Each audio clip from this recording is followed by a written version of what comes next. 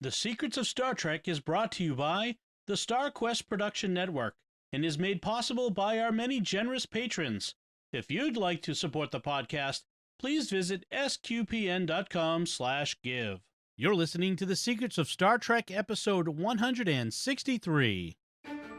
Captain to bridge. Spock here. Make it so. Surrender is not an option. Attention crew of the Enterprise, this is James Kirk. We are all explorers, driven to know what's over the horizon, what's beyond our own shores.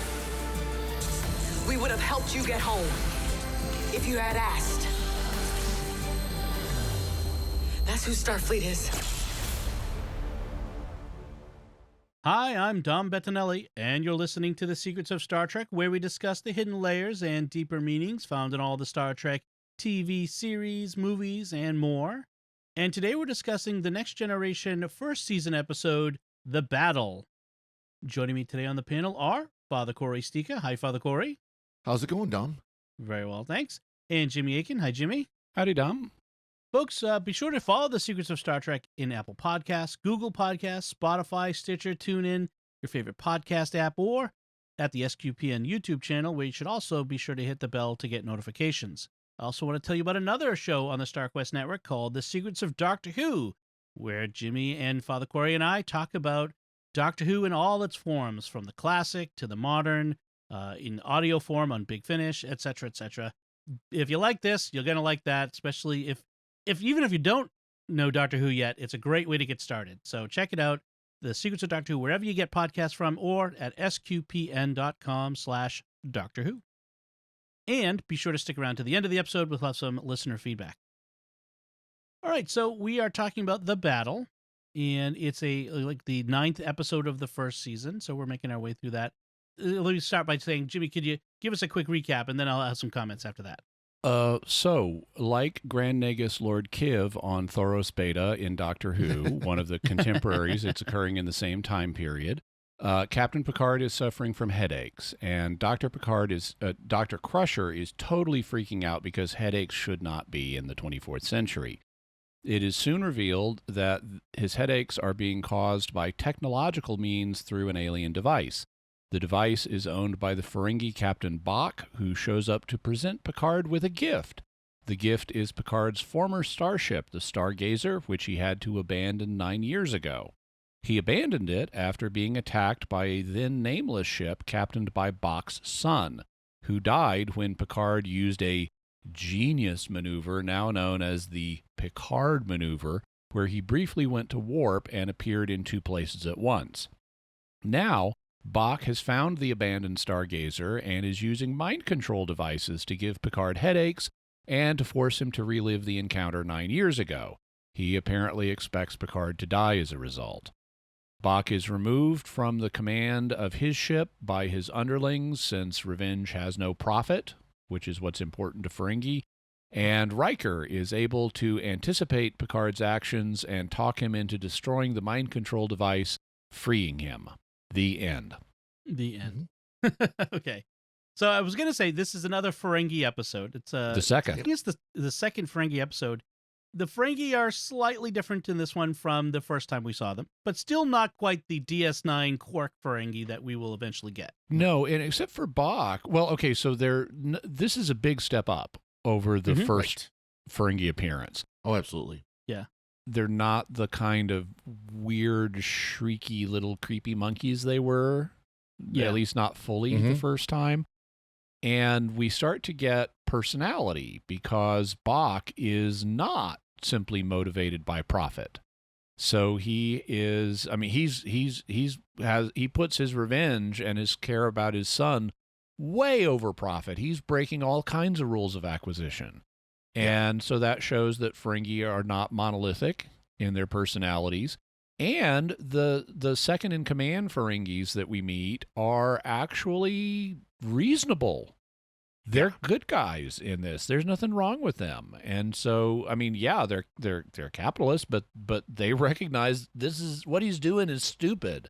Right. And this kind of obsession with revenge is not going to end happy for you.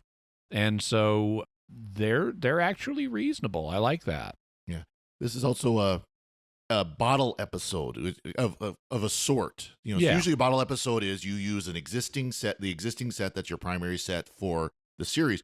Well, they used another existing set, the movie Enterprise set that had also been redressed as the Battle Bridge. Mm-hmm. So this is still a bottle episode, though. They aren't going out on location. They aren't building new sets. They're just reusing existing sets, which, of course, as we've talked about before, is a way to save a lot of money on production. So 'cause you've got everything you need there. When Tweedlebeetles battle in a bottle episode with a noodle-eating poodle on, I'm not. I wanted to talk about the title, the battle. Yes. Mhm. This is another, and this isn't just Next Gen. This is across almost all, or a great many, not almost all, but a great many first seasons of shows. They have absurdly generic titles for their Yeah. episodes. The Battle. Like what? The only one in the history of Star Trek? Really? Have you seen the original series?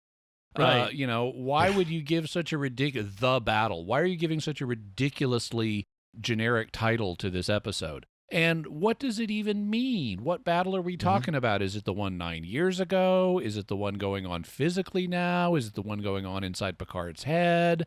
You know, it's just Yes to all of it. lazy. Yeah, exactly. Yeah, it is true. You look at the first season of TNG especially, and you look at all of the episode names, and Yeah, and there are a lot of generics. and the same thing on other series. You look at the first season of the X-Files, space. Right. Okay, do you know how important space is going to be to all of the X-Files? And you just Right. got an episode called Space? Really? Yeah, you wonder, is it because they're sitting in a room before a script has been written, before a scene has been shot, and they're just coming up with the ideas for, okay, what are our first season stories? And maybe that's just how it works. How when you're brainstorming like that, that's how it works. I think it's partly because they don't know if they're going to be renewed yet. Yeah. But also, I think it's they don't really understand their own series yet. Yeah. Well, and there is an aspect too of when they are brainstorming, like you're talking about, Dom, where they'll come up with, okay, here's the concept for this episode, and here's just kind of a placeholder title, and usually that placeholder title goes away. But I'm sure this one, it was probably like, Picard's gonna relive a battle of his past, so we'll just call it the battle as a placeholder. Let's just leave it. Yeah. I wonder, when did episode titles become important for outside production, like to fans? When they know what I mean? started appearing in TV Guide. Mhm. Right. Because the original series had episode titles, right? Yep. On screen. Yeah, they put them Yeah. on screen. And they were Yeah. doing Shakespeare references and stuff like that. I mean, That's true. you didn't have a first season episode called Salt Vampire. Right. Or if it was now in 2021, it'd be Salt Bay. Well, then you get Doctor cut. Who, where they've got serials, and you've got the serial title, which is what Yep. we generally refer to them now. And then for quite a few years, the individual titles of each episode was what Right. they actually showed on screen. That's true. And those That's true. were often very generic, just the Yeah. Romans. Right. Mhm. Right. That's true. One of the things this episode also does is it establishes the Stargazer history for Picard. That his first command was the Stargazer that he had to abandon, and that becomes an element of the Picard biography that continues on even into today, to the Picard series. And is formative to him. But this is where it begins. This is where And we it see it. makes no sense. Because so other episodes established that he was not just the first captain of the Stargazer, but he also came up through the ranks on the Stargazer and then became its captain, which is kind of improbable. Right. Mm-hmm. You don't typically become the captain of where you grew up in the ranks. But then why do they give him the flagship of the fleet, even acknowledging that we're abusing the term flagship? Because he's not a flag officer. So this is not, the Enterprise is not technically a flagship. But look at what happens here. He loses his first command. He loses it, and they spend weeks in shuttlecraft trying to get back to somewhere. And they treat it like he did this genius maneuver, which totally failed to save his ship. The Right. truth is, this guy went out and lost his first command, and then his next command is the flagship of the entire fleet. That makes no sense. This guy in real life would not have been given a second command. Or if he was, it would have been something vastly inferior to the flagship. Well, it's 9 years in time span, so I presumably had a ship before the Enterprise. No, he was put in charge basically of he was like the well, I can't think of the term they use in the Navy, but basically he was the officer in charge of the production of the building of the Enterprise D. Oh, So he went from the Stargazer to building Utopia the Planitia to build the Enterprise, and then there's a term, and I'm sorry for the people in Navy, we don't have that term in the Air Force, but for an officer whose job it is to oversee the production of the ship, he takes ownership of the ship. I think it's OIC, is officer in command is the technical, because he's not a captain, because it's not technically a Navy ship. And I would, I'd argue too that, I could see Starfleet saying, well, yeah, you lost your ship, although I do have a question why he didn't make sure the ship was scuttled, meaning it's blown up. Fully functional. They just left. Yeah. Like, why'd you leave? But he did, but by his actions, he was able to save his crew and get them rescued and everything. So I could see that being and that he did defeat the enemy before the enemy defeated them. So. Well, I mean, there's a serious logic error in this. There's serious logic error. I mean, I'm thinking I'm an admiral in charge of whatever, reviewing this for Starfleet. And, okay, he goes out into the solar system. They encounter an unknown ship. The unknown ship fires on them. And they manage to destroy the other ship. Theirs has, fires happening, but is otherwise okay.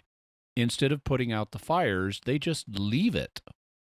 Right. And this is a huge piece of Federation technology you are just abandoning.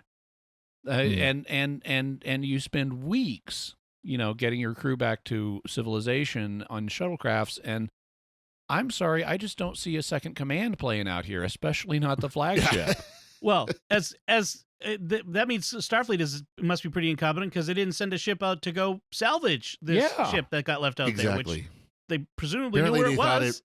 It got destroyed, or who knows? Flew into a sun somewhere. Who knows? Right. It would have been better if somehow this Ferengi had recreated it or something. That they'd created some, like, the real Stargazer was destroyed, and this was a fake version, and that would have made more sense. But the logic.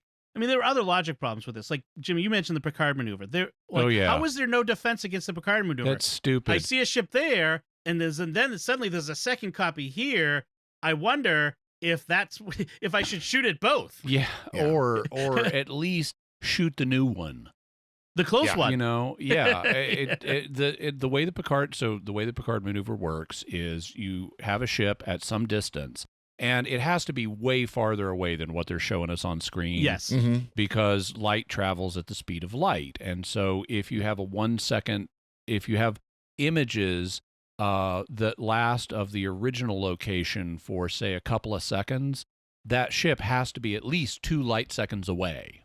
Yes. Right. And the longer the image of that ship lasts, the farther away it has to be in light seconds. And then you jump closer and you have light bouncing off where the ship is now, that's, coming into your scanners.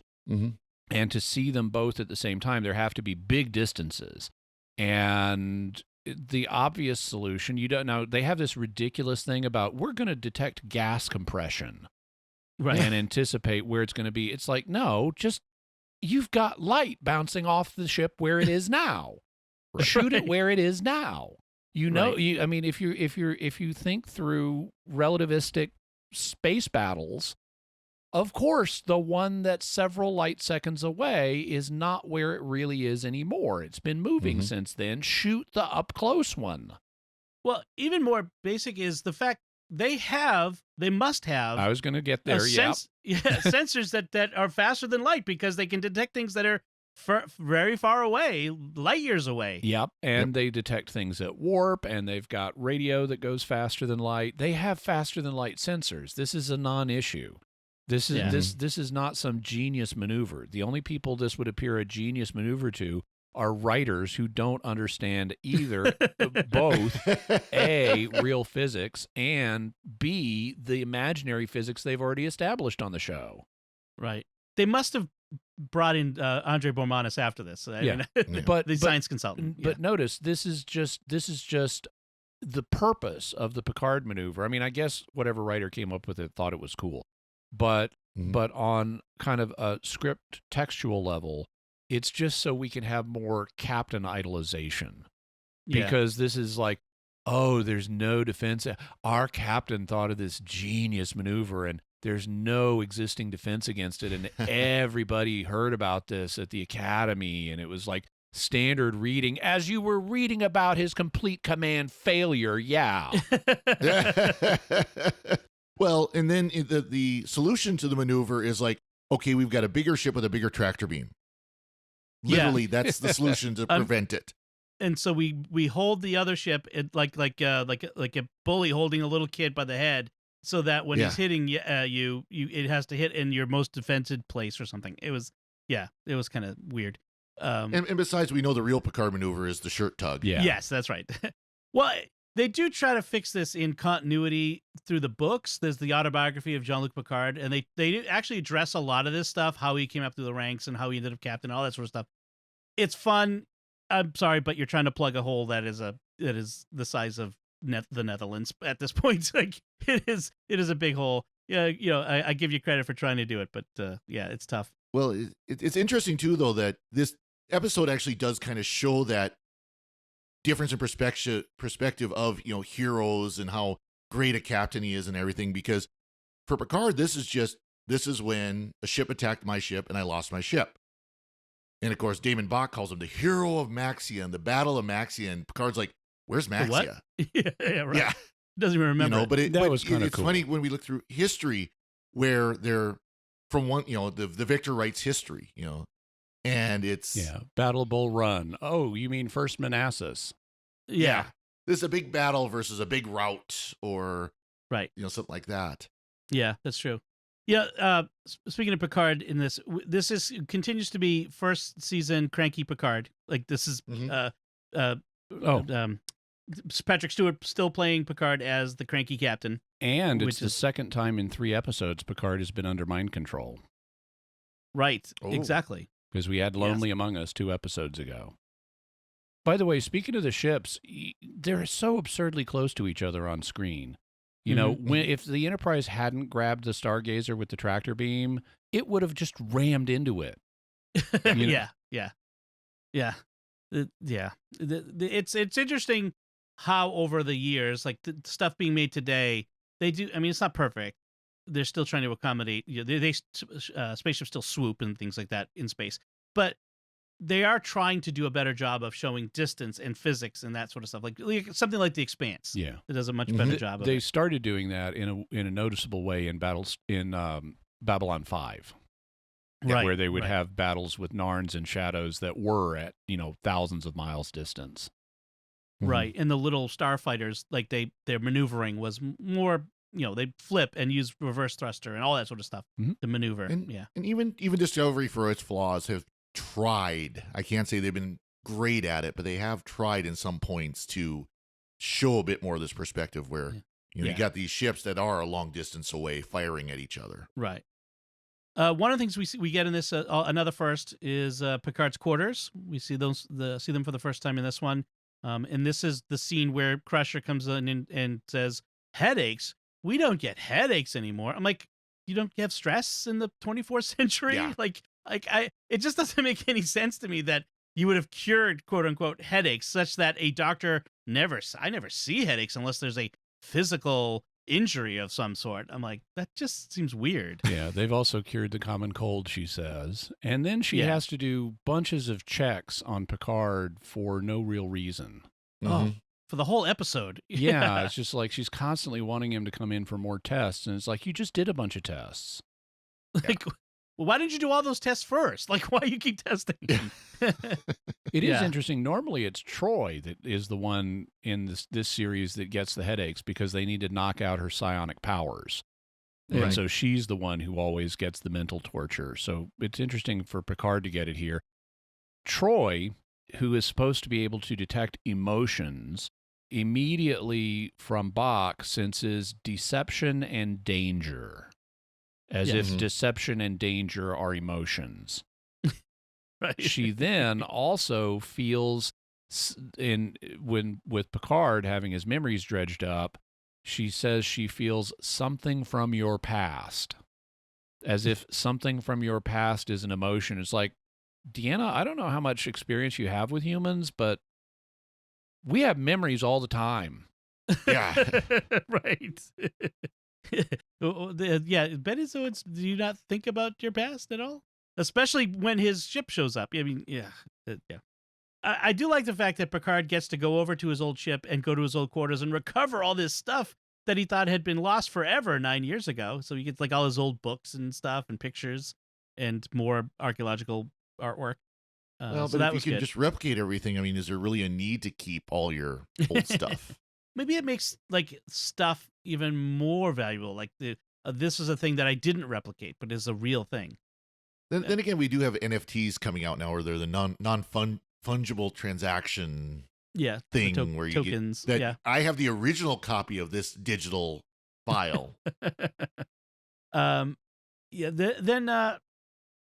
we have this whole bit about Picard's confession, his supposed personal log confession, where he says that he fired without provocation on the Ferengi ship, and it's another story of a faked ship's record. You know, that we've seen this recently in the original series that we talked about. They're astounded that it's actually in his own voice. I know. 1986. Dude, this is the 24th century. It's just a deep fake, okay? Yeah. Right. You know, and you know, to be fair though, they actually got it right. Of one way you would tell if it's a deep fake or not. You do the checksum, where you do a formula that gives you a number, and if the two numbers don't match as they should, then it's one of them's a fake. So But Riker doesn't know what a checksum is and doesn't have time for data. He doesn't want to hear about it. I can't hear about this. Well, I mean, they actually got that part right. This is season 1, where when the Binars come on board, they can't even use the term computer virus. They just it's like deep destructive computer depatterning thing. Yeah. Yes. By the way, speaking of Riker and logs, wow, people in the 24th century are even more addicted to log updates than people today are to Facebook and Twitter. Riker, when we come back from a commercial break, Riker tells us that the Stargazer, which is now moving away from us under its own power as we see it zoom by on the screen. And it's like, you decided to update your log while it's in the middle of moving away from you under its own power. Really? It's like, dude, you have a serious social media addiction here. Yeah. Maybe the guys back at Starfleet, they really need to know this every little bit. Oh no, maybe he was starting his log and it's moving away under its own power. Maybe I should do something about that. Right. First thing, better log it. Yeah. Well, Riker will go Google it, and Riker Googling is a funny Twitter account. Speaking of back to the Picard's confession, quote unquote, in the log, the fake confession, and I'm thinking to myself as I'm hearing this, like, when would he have recorded this? Like, okay, the ship has been attacked, damaged, the other ship is destroyed, our ship is on fire. So what? Picard goes down to his quarters to record his confession in a calm and why? voice. Yeah, in a complex. And why would he go record a confession if I'm abandoning the ship, presuming that it's going to be destroyed? So what is the purpose of this confessional personal log? It, like, you look at it, you go, well, this is a dumb ham-handed attempt to frame me for something. Well, and that would have been an excellent thing for them to point out, rather than going on about the checksum, which was fine in of itself. They're just like, wait, this makes no sense. Right? Why would anybody record this? Right, but there had to be the original log to begin with to fake off of, because he actually did record a log about him abandoning the ship in a calm voice. Of course, there's also yet another defense for Picard in this, which is, the rest of the Stargazer crew, who would presumably be able to say, oh, yeah, that didn't happen like that at all. It happened exactly as the captain says it did. Yeah. Like, it doesn't hold up. At least the bridge crew. Right. Yeah. Right. They would have the truth. I mean, presumably. Anyway, Wesley is the one who saves the day again. Not in an obnoxious way this time. No. Yeah. And, although they do, it's kind of funny. He goes to the sick bay, points it out to his mother and Council Troy about these transmissions from the Ferengi ship, and the adults don't thank him for finding these things, and he does the exasperated adults, the teenager exasperated thing. Well, I did like at the beginning, though, where he kind of got, Picard snapped at him for, not actually just radioing up and reporting, hey, there's something I'm finding on the long-range sensors. You might want to check this out. Right. Instead, he goes up to the bridge and, hey, you're not going to believe what I found on long-range sensors. You're about to detect something. Yeah. Like, I do like that they call him out on, like, so maybe you came to the bridge because you wanted to be here when it happened instead of just, calling us. I do also like that Crusher did the sensible thing and going to Riker instead of Picard with this information about this weird transmission, because he's been acting weird. There's a couple of story production, directorial decisions they make where they have the Ferengi beam directly to the bridge in the beginning instead of a transporter room. Apparently, they didn't want to bother with that set in this episode because we never see the transporter room in this episode, so that doesn't happen. There's another hole in the logic of the story, which is Riker walking Picard through, trying to get through to him to destroy that silver sphere thing. Like the one I got in my hand here. Destroy the one next to you. Like, maybe you should destroy the one you have. Like, and maybe that will, like, let's shoot this. If that doesn't work, then we have Picard destroy his. But no, the drama would not be served by. Yeah, and apparently Captain Picard is packing heat all the time because he went over to the Stargazer in a mental daze, and, so apparently your captain is constantly packing heat. Yeah. It's got the little Type 1 phaser. Yeah, the little lozenge-shaped one. Ferengi transporters apparently work through Federation shields because Bach is able to beam off the Stargazer with its shields up or something. Another little hole. Okay, so we've pointed out all the story problems and all that sort of stuff. As far as the overall idea of this story, where Picard is forced to confront this moment from his past, and and it's a big revenge plot. What do you think of that? At least if they had executed it better, what do you think of the story itself? Yeah. Well, so given the scenario they've set up where Picard lost his first command, that would be the thing to play off of. He would, if you were going to do this story right, it would be, this was a tragic incident from my past. I was forced to fire on this ship, and maybe there was another way that I didn't see at the time, and I ended up losing my command, and that would be the way to really, have Picard deal with this. The way they've done it here, he's just completely in the right from front to back. Yeah. And that's not how you deal with things that are colossal mistakes you've made in your past. Right. Yeah. He's a pawn in this one. He's from beginning to end, really. Make him more an agent of his own fate, in the sense of wrestling with his conscience, wrestling with his decisions of the past. You're right. That would have been more interesting. Yeah. How about you, Father Cory?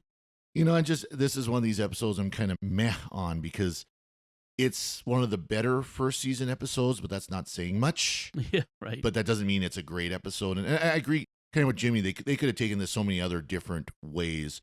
The revenge plotline could have been played out so much better as well if they wanted to stick with that. It's not clear exactly how was Picard supposed to die in this. Were they expecting that the Enterprise would shoot him? Would destroy the Stargazer instead of get shot by it, even though the Enterprise is clearly a much bigger, much more advanced, much more powerful ship in every way than the Stargazer is. Because the Stargazer is not a big ship when you see the two of them in comparison. Right. So I don't know. They really never made it clear how this was supposed to play out. Damon Bach does come back, however. Yes. 7th season, they've got the episode Bloodlines where it's he's going after Picard's son that Picard didn't know he had. Right. And that actually is a better episode, but. That's true. Yeah. There's 7th season. They go, a deep cut in the 7th season. All right. Any final thoughts, Father Cory? All I can say is it me or do the beds in the TNG era, TNG, Voyager, and DS9, do they all just look uncomfortable? I mean, They just certainly do. I don't know how anybody can sleep on those beds. Of course, have you seen a naval ship, the quarters on those? Yeah, I have, and They're that's why when the Air Force we had real beds. Right. Jimmy? So this is the episode that has the famous line, or in my mind, famous line, where the Ferengi second officer Kazago is talking, or first officer Kazago is talking to Riker, and they have this little dynamic which Riker invokes a couple of times of, look, I'm talking to you first officer to first officer, and I kind of like that, but Kazago at one point says, "I'm all ears." Yeah. Which is, as you humans say. Yeah, and okay, fine. That kind of anticipates some of the comedy we're going to get in Deep Space Nine. I at the time I thought it was just cheesy, but then when they became comedy characters, I'm actually fine with it. Right. Yep. I also like how the Kazago and the Ferengi in general just can't bear a certain amount of insult, and it's like, I'm not going to listen to any more insults. And actually, that's reasonable. Their cultures have vastly different insult tolerance levels, and showing that is okay.